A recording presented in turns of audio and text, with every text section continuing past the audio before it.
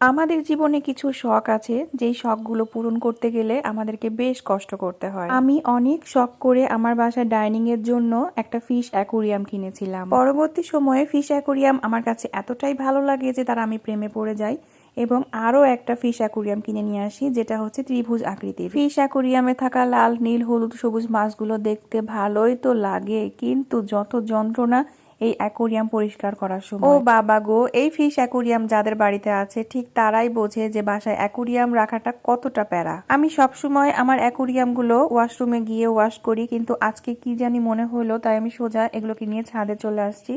আর আমার যেহেতু দুইটা অ্যাকোরিয়াম, একটাতে আমি হাত দেই নাই, মানে বড়টাতে আমি হাত দেই নাই, কারণ ওইটা আমি একা পারবো না।